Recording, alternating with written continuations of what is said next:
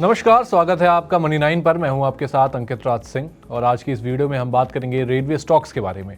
लेकिन उससे पहले आप मेरे एक सवाल का जवाब दीजिए कि आपने भी बजट से पहले रेलवे के स्टॉक्स खरीदे थे, ये सोच करके कि बजट के दिन कुछ अनाउंसमेंट्स होगी और ये सारे स्टॉक्स काफ़ी तेज़ी से भगेंगे और आपको काफ़ी बड़ा मुनाफा हो जाएगा। अगर आपने भी ये सोचकर रेलवे के स्टॉक खरीदे थे तो आपको आज की जो आपका पीएनएल है उसे देख करके अंदाज़ा लग गया होगा कि आज ऐसा कुछ भी नहीं हुआ। आज क्या हुआ? आज रेलवे स्टॉक्स में हमें भारी गिरावट देखने को मिली।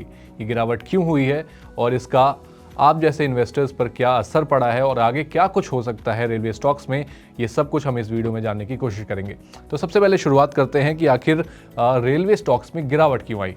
तो सबसे पहले जान लीजिए कि बजट 2025 में रेलवे कैपिटल एक्सपेंडिचर जो कि पिछले साल करीब 2.5 लाख करोड़ था, उसे इस बार भी 2.5 लाख करोड़ पर ही सीमित रखा गया है। इस बार किसी भी तरह का रेलवे केपेक्स में बढ़ोतरी नहीं हुई है, जिसकी वजह से आज हमें जो उम्मीदें थी निवेशकों की रेलवे स्टॉक्स को लेकर के, इंफ्रास्ट्रक्चर को लेकर के, वो कहीं ना कहीं यहाँ पर टूटती हुई दिखी।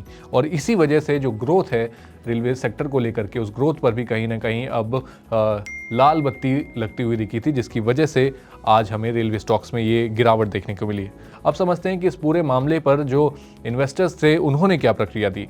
तो बजट अनाउंसमेंट शुरू हुआ। बजट अनाउंसमेंट के तुरंत बाद ही जैसे ही रेलवे एलोकेशन को लेकर के बातचीत शुरू हुई, फाइनेंस मिनिस्टर निर्मला सीतारमण ने जैसे ही अपनी बात सामने रखी, उसके जस्ट बाद से ही आरवीएनएल के जो शेयर्स थे उसमें करीब 9% की गिरावट हमें देखने को मिली। इसके अलावा अगर हम इरकॉन इंटरनेशनल की बात करें तो वहाँ पर हमें 8% की गिरावट देखने को मिली। और इसके अलावा जो बाकी अन्य जो रेलवे स्टॉक्स थे जैसे कि Texmaco rail, IRFC, Titagarh rail और जुपिटर वैगन जैसे जो शेयर्स थे उसमें हमें करीब 5 से 7% की गिरावट देखने को मिली। ये तो हुई गिरावट की बात। अब समझिए कि आखिर इन्वेस्टर्स की जो एक्सपेक्टेशंस थी उस पर किस तरीके से आज बजट में पानी फिरता हुआ हमें नजर आया। तो इन्वेस्टर्स को उम्मीद जो थी वो थी कि रेलवे केपेक्स में इस बार बढ़ोतरी होगी। पिछले कुछ दिनों में रेलवे स्टॉक्स जो थे वो काफ़ी तेज़ी भी दिखा चुके थे।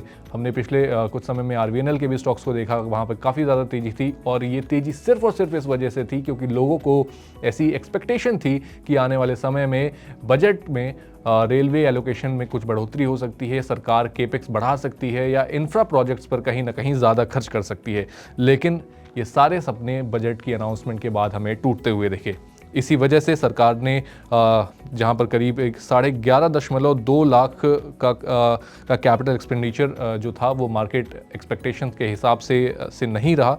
और जो एनालिस्ट हैं उनका भी यही मानना है कि फ़िलहाल के लिए जो सरकार ने एलोकेशन दिए हैं उससे यही नज़र आता है कि सरकार फ़िलहाल इंफ्रा पर, रेलवे जैसे जो सेक्टर्स हैं उन पर खर्च करने से इस समय बच रही है।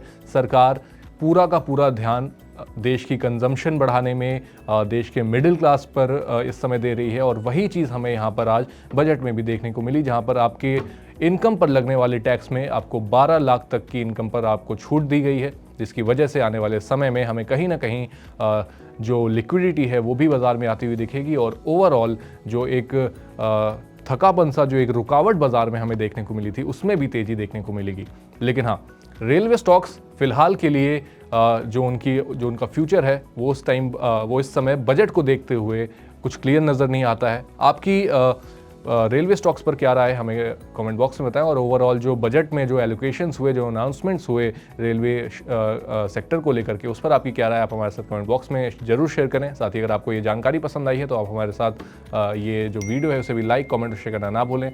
और साथ ही आप हमारे चैनल मनी 9 के साथ बने रहें। हम आपके साथ दोबारा मिलेंगे बजट की और अपडेट्स लेकर के। तब तक के लिए आप देखते रहें मनी 9। ग्लोबल संकेतों के दम पर कैसे खुलेंगे हमारे बाजार, क्या कह रही हैं खबरें और ब्रोकरेज रिपोर्ट्स, किन शेयरों में बनेगा पैसा, बाजार खुलने के बाद क्या खरीदें, किन शेयरों को करें पोर्टफोलियो से बाहर, कैसा रहा बाजार का दिन भर का कारोबार, कैसे तैयार करें कल के बाजार की स्ट्रैटेजी। इन सब सवालों के जवाब जानिए मेरे साथ ओपनिंग बज और क्लोजिंग बज में इन वक्त पर सिर्फ मनी 9।